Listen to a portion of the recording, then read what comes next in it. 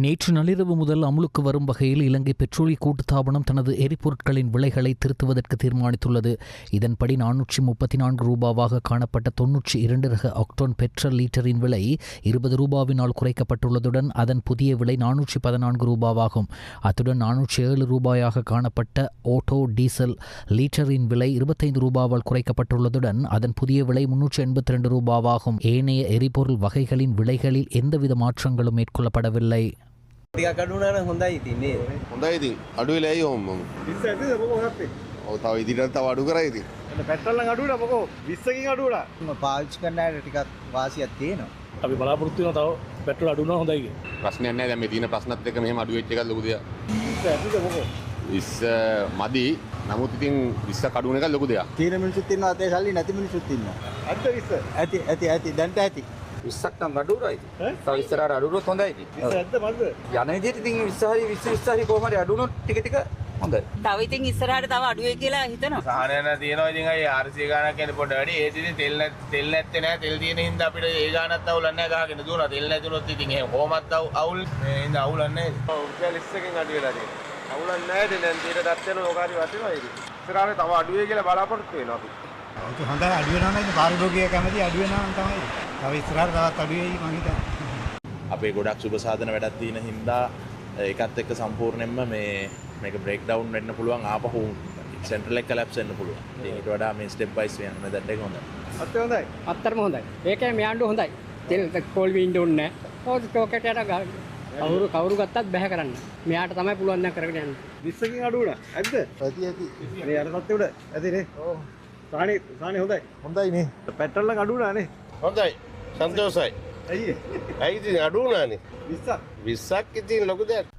வருடாந்த பேருந்து கட்டண திருத்தம் நாளை முதல் அமுல்படுத்தப்பட வேண்டும் என இலங்கை தனியார் பேருந்து உரிமையாளர் சங்கம் தெரிவித்துள்ளது. வருடாந்த பேருந்து கட்டண திருத்த கொள்கையின்படி இம்முறை பேருந்து கட்டணம் திருத்தப்பட வேண்டிய விதம் குறித்து தேசிய போக்குவரத்து ஆணைக்குழுவிற்கு ஏற்கனவே அறிவிக்கப்பட்டுள்ளதாக அதன் தலைவர் கெமுனு விஜயரத்ன தெரிவித்தார். இருப்பினும் இது தொடர்பாக இதுவரை பேருந்து சங்கங்களுடன் அவர்கள் எந்த ஒரு கலந்துரையாடலையும் நடத்தவில்லை என்று பேருந்து சங்கங்கள் குற்றம் சாட்டுகின்றன.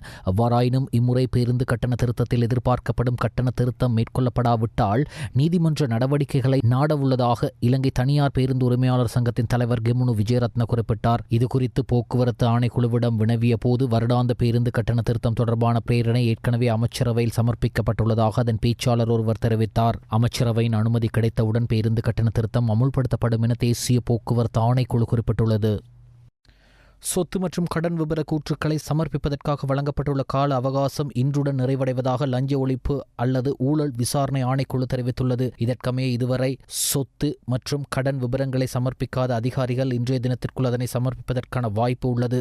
2023 ஆண்டின் 9ஆம் இலக்க ஊழல் எதிர்ப்பு சட்டத்தின் விதிகளுக்கு அமைவாக சொத்து மற்றும் கடன் விபரங்களை சமர்ப்பிக்க வேண்டிய அனைத்து அதிகாரிகளும் இணையவழி ஊடாகவே தங்களது விபர கூற்றுக்களை சமர்ப்பிக்க வேண்டும். இதன்படி இன்றைய தினத்திற்கு பின்னர் சொத்து மற்றும் கடன் விபரங்களை சமர்ப்பிக்க அனைவருக்கும் அபராதம் விதிக்கப்படும் என லஞ்ச ஒழிப்பு அல்லது ஊழல் விசாரணை ஆணைக்குழுவின் பணிப்பாளர் நாயகம் ரங்க திசாநாயக்க குறிப்பிட்டுள்ளார்.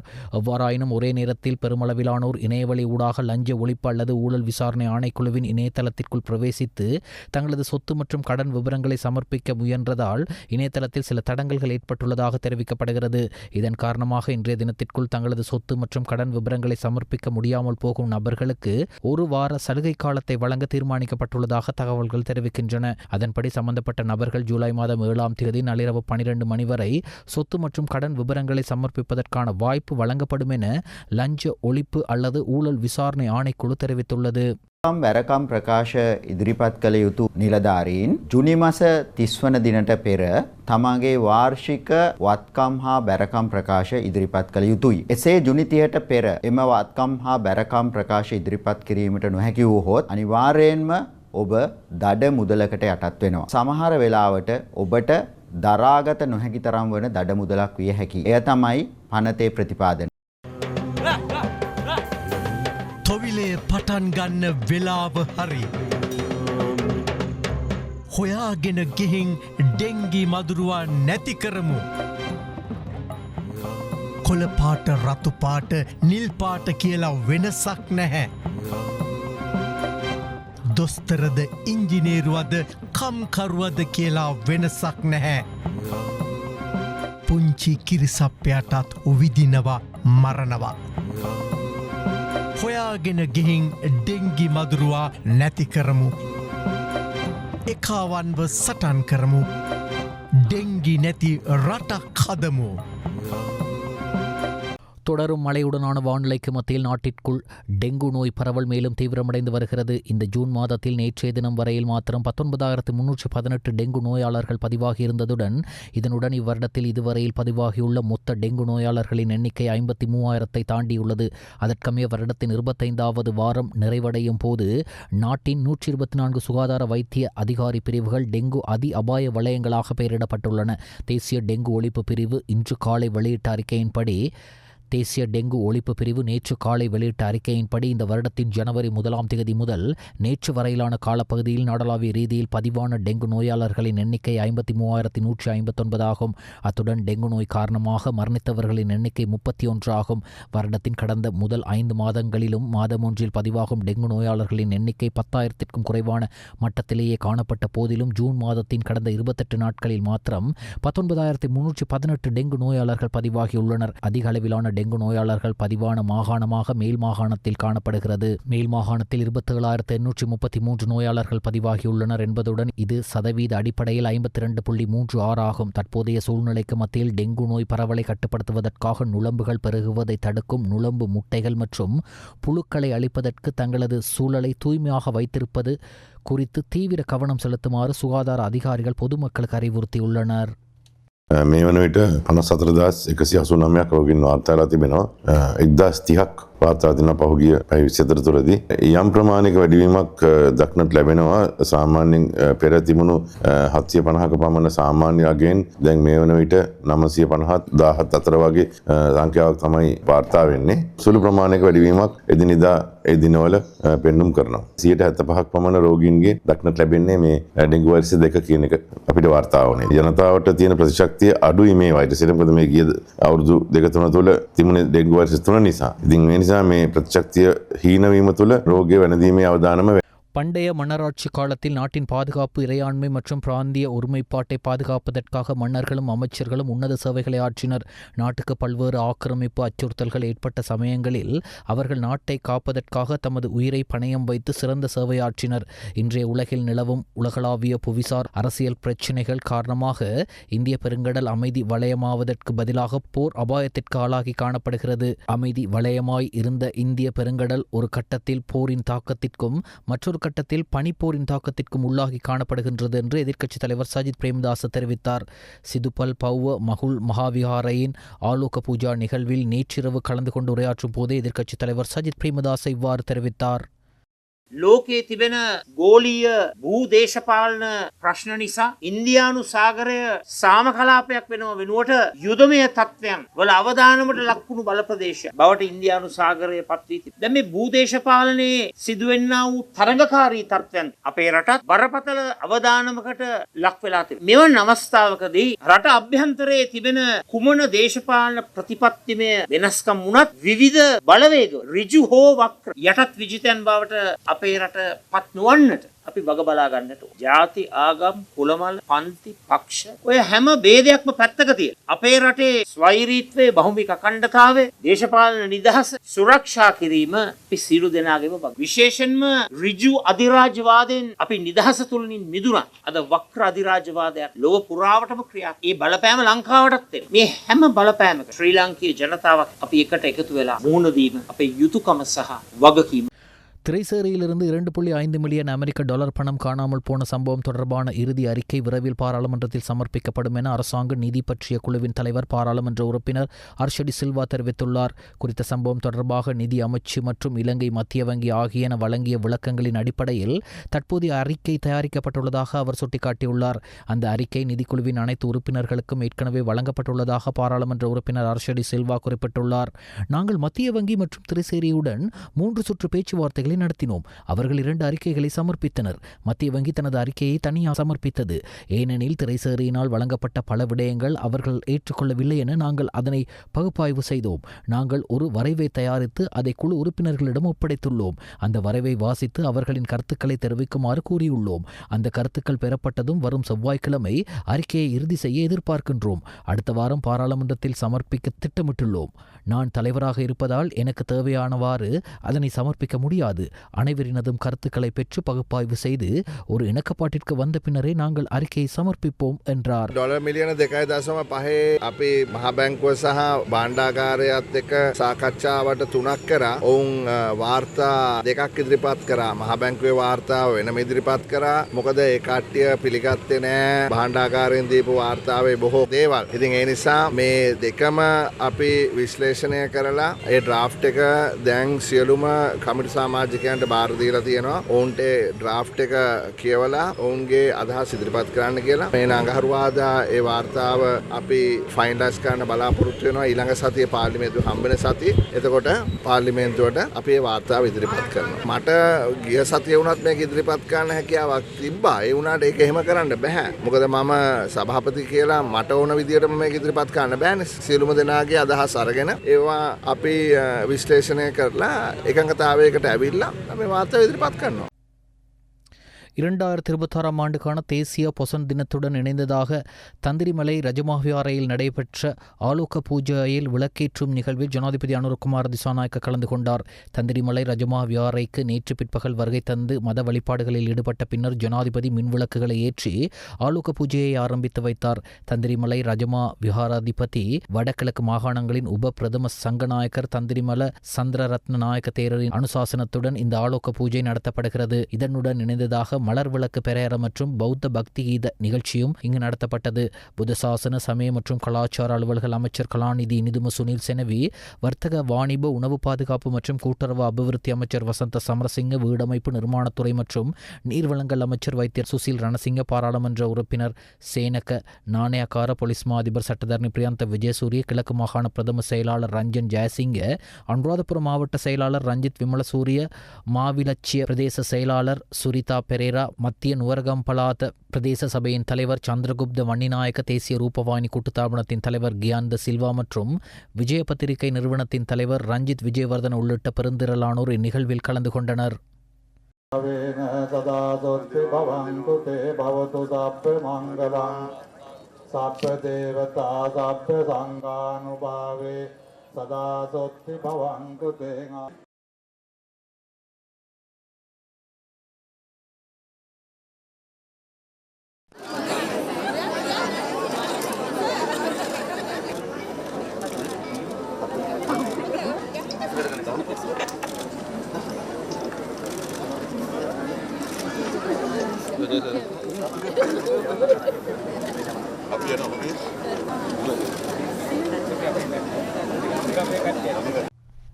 யாழ்ப்பாண மறைமாவட்டத்தின் புதிய ஆயராக கொழும்பு உயர் மறைமாவட்டத்தின் துணை ஆயர் பேரருட்தந்தை ஆண்டன் ரஞ்சித் பிள்ளைநாயகம் அவர்கள் திருத்தந்தை 14ஆம் லியோ அவர்களால் நேற்று நியமிக்கப்பட்டுள்ளார். 1966ஆம் ஆண்டு யாழ்ப்பாணத்தில் பிறந்த இவர் 2000ஆம் ஆண்டில் கொழும்பு மறைமாவட்ட குருவாக திருநிலைப்படுத்தப்பட்டார். அதன் பின்னர் பல இடங்களிலும் சமய, கல்வி மற்றும் நிர்வாக பணிகளை ஆற்றியுள்ளார். இவர் உரோமில் இறையியல் பட்டத்தையும், யாழ்ப்பாண பல்கலைக்கழகத்தில் கணிதத்தில் இளங்கலை பட்டத்தையும், கொழும்பில் கல்வியியல் டிப்ளோமாவையும் பெற்றுக்கொண்டார். மேலும் ஐக்கிய ராச்சியத்தில் கல்வியியல் முதுகலை பட்டத்தையும், யாழ்ப்பாண பல்கலைக்கழகத்தில் கலைமானி மற்றும் முதுகலை மாணி பட்டங்களையும் பெற்றுள்ளார். தொடர்ந்து 2020ஆம் ஆண்டு ஜூலை மாதம் 13ஆம் தேதி அப்போதைய திருத்தந்தை பிரான்சிஸ் அவர்களால் கொழும்பு உயர் மறை மாவட்டத்தின் துணை ஆயராக நியமிக்கப்பட்ட அவர் 2020ஆம் ஆண்டு ஆகஸ்ட் மாதம் 29ஆம் தேதி ஆயராக திருநிலைப்படுத்தப்பட்டார். பின்னர் 2024ஆம் ஆண்டு ஆகஸ்ட் 19ஆம் தேதி மட்டக்களப்பு மாவட்டத்தின் அம்போஸ்தலிக்க பரிபாலகராகவும் நியமிக்கப்பட்டு பணியாற்றி வருகின்றார். தற்போதைய யாழ் மறைமாவட்ட ஆயர் அருட்தந்தை ஜஸ்டின் ஞானப்பிரகாசம் அவர்களின் ஓய்வு முடிவை அடுத்து கொழும்பு உயர் மறைமாவட்ட துணை ஆயராக பணியாற்றி வந்த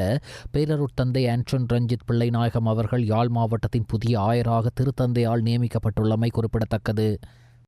நுவரெலியா மாவட்டம் டயகம புனித அந்தோனியார் ஆலயத்தில் வருடாந்த திருவிழா மிக சிறப்பாக இடம்பெற்றது. ஆலயத்தின் அருட்தந்தை அந்தோனி குரூஸ் சேவியர் அடிகளார் தலைமையில் இடம்பெற்ற இந்நிகழ்வில் அருட்தந்தை ஸ்டீஃபன் அடிகளார் ஊடாக காலை திருப்பள்ளி ஆரம்பம், மறையுறை ஒப்புக்கொடுப்பு என ஆரம்பிக்கப்பட்டு பக்தர்களுக்கு திருப்பள்ளி ஒப்புக் கொடுக்கப்பட்டது. தொடர்ந்து அந்தோனியாரின் திருவுருவ சிலை டயகம நகரை வலம் வந்து பக்தர்களுக்கு ஆசீர்வாதம் செய்யப்பட்டது. இதன்போது ஏராளமான பக்தர்கள் கலந்து கொண்டமை குறிப்பிடத்தக்கது.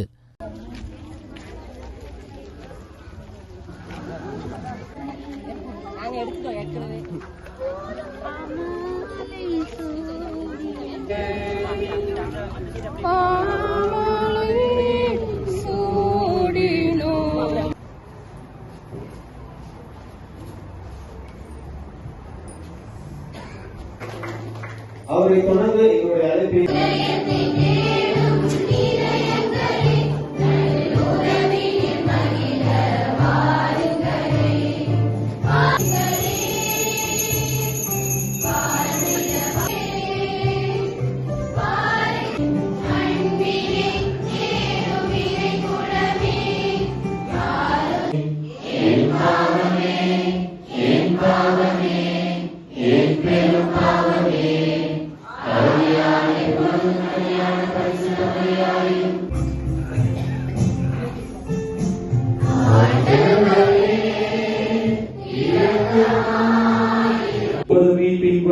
எங்களில் தொடர்ந்து செயலாற்ற செய்கின்றேன்.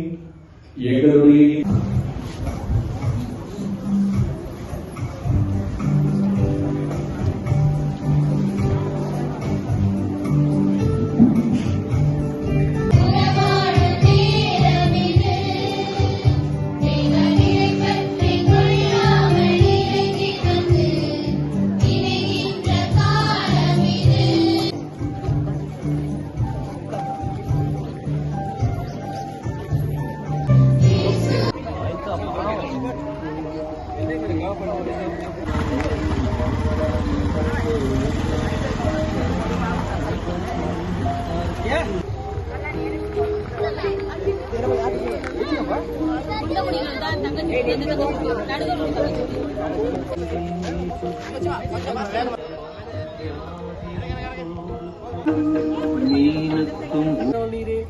உம்முடைய திருவாயிற்றின் காரியமாக இயேசு ஆசீர்வதிக்கப்பட்டவரே.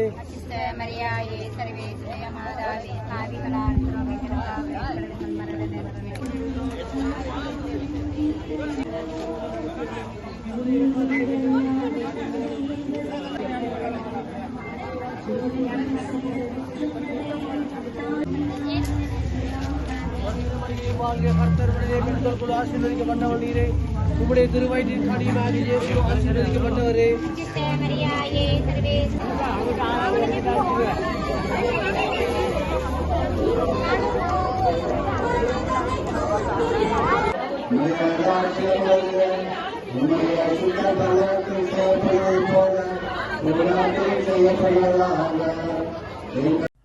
வரலாற்று சிறப்புமிக்க கொழும்பு அமிதல் உசைனி கல்லூரியின் புதிய 9 மாடி கட்டிடத்திற்கான அடிக்கல் நாட்டு நிகழ்வு நேற்று முன்தினம் ஹல்லாஜ் இலியாஸ் அப்துல் கரீம் தலைமையில் இடம்பெற்றது. மேற்படி நிகழ்விற்கு வருகை தந்த பிரமுகர்களை பாடசாலை அதிபர் திருமதி என் ஷானியா டேன் உள்ளிட்ட பாடசாலையின் ஆசிரியர்கள் மற்றும் பழைய மாணவர்கள் இணைந்து மாலை அணிவித்து வரவேற்றனர்.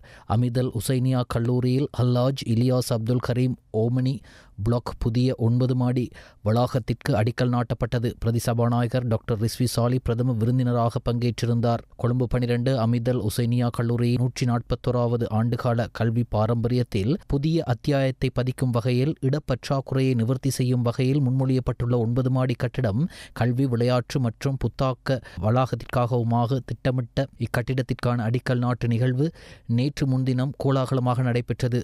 இந்த பாரிய கல்வி திட்டத்தின் புதிய கட்டிடத்திற்கு அல்லாஜ் இலியாஸ் அப்துல் கரீம் ஓம்னிக் பிளாக் என உத்தியோகபூர்வமாக பெயரிடப்பட்டதுடன் அதற்கான நினைவு கல்லும் பிரதம அதிதியாலும் நன்கொடையாளராலும் திறந்து வைக்கப்பட்டதுடன் அடிக்கல்லினை அதிதிகள், பாடசாலையின் அதிபர் திருமதி என் ஷானியா டேன், நன்கொடையாளரின் குடும்ப உறுப்பினர்கள், மரதான ஜாயிரா கல்லூரியின் அதிபர் ரிஸ்வி மரிக்கார், பாராளுமன்ற உறுப்பினர் முஜிபுர் ரஹ்மான், முன்னாள் அமைச்சர் AHM ஃபவுசி, அகில இலங்கை ஜமியத்துல் உலமா சபையின் தலைவர் Rizvi Mufti, light of life அமைப்பின் பிரதிநிதிகள், மாகாண மற்றும் பிரதேச சபைகளின் பிரதிநிதிகள், நலன் விரும்பிகள் உள்ளிட்டவர்களுடன் பழைய மாணவர்களும் இணைந்து நாட்டினர். மறைந்த அல்லாஜ் எம்எச் உமர் அவர்களின் கல்வி தொலைநோக்கு பார்வையும் அமிதல் உசைனியா கல்லூரி பழைய மாணவர் சங்கத்தின் முயற்சியையும் அடிப்படையாக கொண்டு ஆரம்பிக்கப்பட்ட இத்திட்டம் லைட் ஆஃப் லைஃப் அமைப்பின் தலைவர் அல்லாஜ் SSU சைனுல் ஹாப்தீன் தலைமையிலான பணிப்பாளர் சபையின் அழைப்பின் பேரிலும் மெலிபன் லோவன்ஸ் நிறுவனத்தின் தலைவர் அல்லாஜ் இலியாஸ் அப்துல் கரீம் அவர்களின் அனுசரணையிலும் முன்னெடுக்கப்படுகிறது.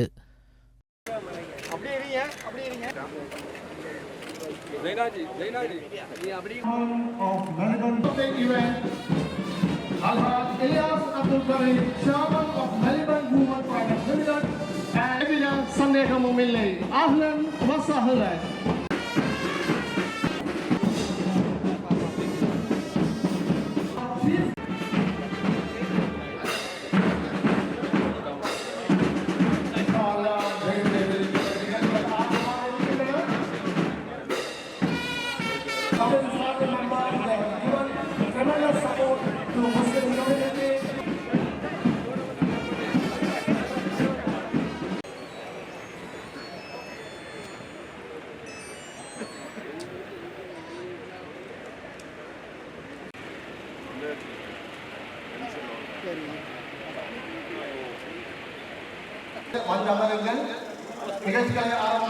ஆசனங்களில் அமர்ந்திருங்கள். Please be right now.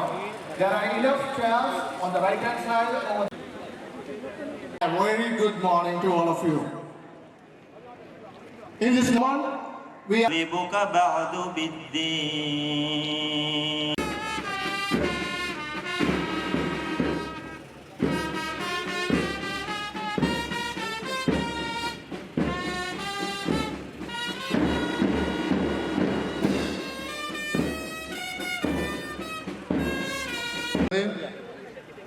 இதில் கலந்து கொண்டிருப்பவர்கள் அனைவரும் தமது பிள்ளைகளுக்கு, தமது பேரப்பிள்ளைகளுக்கு, committee, parents and the entire Hamid Al Husseini College family. It gives me immense pleasure and profound honor to extend a warm and heartfelt welcome to each and everyone. We gather here to lay a foundation stone for a 9-story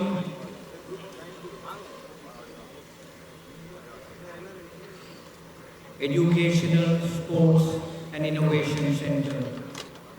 First thing that struck me when I came here, mashallah, seeing the benevolent, charitable personalities here, I'm certain you would put up an 18-story building here. But I'd like to tell you, buildings make up an important component of an educational institution, but that is just the physical structure.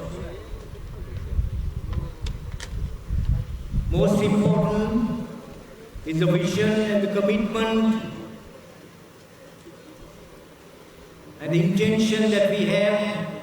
முதலமைச்சர் விஜய் தலைமையிலான தாவேகா ஆட்சி அமைந்து ஒரு மாதம் கடந்துள்ள நிலையில் சென்னை தலைமைச் செயலகத்தில் மாவட்ட கலெக்டர்கள், போலீஸ் அதிகாரிகள் மாநாடு நேற்று தொடங்கியது. தலைமை செயலகத்தில் உள்ள நாமக்கல் கவிஞர் மாளிகையில் நடைபெற்ற இந்த மாநாட்டில் அனைத்து துறை செயலாளர்கள், மாவட்ட கலெக்டர்கள், போலீஸ் அதிகாரிகள், சரக டிஐஜிக்கள், ஜிஜிக்கள், வனத்துறை உயர் அதிகாரிகள் கலந்து கொண்டனர். மாநாட்டுக்கு வந்த அனைவரையும் தலைமை செயலாளர் சாய்குமார் வரவேற்று பேசினார். அதைத் தொடர்ந்து முதலமைச்சர் விஜய் தொடக்க உரையாற்றினார். தமிழ்நாட்டில் சட்டம் ஒழுங்கை பராமரிப்பது குறித்தும், பெண்கள் பாதுகாப்பு, போதைப் பொருளை ஒழிப்பது சம்பந்தமாகவும் விரிவாக பேசினார். அதனைத் தொடர்ந்து உயர் அதிகாரிகள் பேசினார்கள். இந்த மாநாட்டை 3 அமர்வுகளாக நடத்த முதலமைச்சர் விஜய் உத்தரவிட்டுள்ளார். அதன்படி முதல் அமர்வில் கலெக்டர்கள், போலீஸ் அதிகாரிகள் இணைந்து கலந்து கொண்டனர். இந்த அமர்வில் சட்டம் ஒழுங்கு பற்றி ஆய்வு மேற்கொள்ளப்பட்டது. பெண்களின் பாதுகாப்பை உறுதி செய்யும் வகையில் பெண்களுக்கு எதிராக நடக்கும் நகைப்பறிப்பு, பாலியல் அத்துமீறல்கள் உள்ளிட்ட சம்பவங்கள், போலீஸ் நிர்வாகத்தின் செயற்பாடுகள், அவர்களின் பொறுப்பு மற்றும் வெளிப்படைத்தன்மை குறித்து ஆய்வு மேற்கொள்ளப்பட்டது.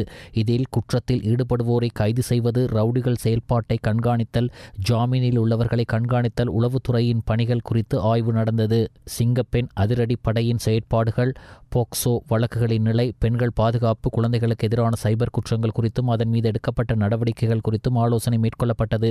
போதைப்பொருள் இல்லாத தமிழகம் என்ற நிலையை உருவாக்க எடுக்க வேண்டிய நடவடிக்கைகள் பற்றியும் ஆய்வுகள் மேற்கொள்ளப்பட்டது. கல்வி நிறுவனங்களில் போதைப் பொருட்களுக்கு எதிராக விழிப்புணர்வு ஏற்படுத்துவது, கள்ளச்சாராயத்தை கடுமையாக ஒழிப்பது, தடை செய்யப்பட்ட புகையிலை விற்பனைக்கு எதிரான நடவடிக்கைகள் ஆகியவை உள்ளிட்ட பல்வேறு சட்ட ஒழுங்கு நிலவரம் பற்றியும் விரிவாக ஆய்வு மேற்கொள்ளப்பட்டது. இந்த மாநாட்டில் காவல்துறைக்கு பல்வேறு அறிவுறுத்தல்களை முதலமைச்சர் விஜய் விடுத்துள்ளார். முதலமைச்சர் விஜய் கூறுகையில், பெண்கள், குழந்தைகளுக்கு எதிரான குற்றங்களை தடுக்க கவனம் செலுத்தப்பட வேண்டும்.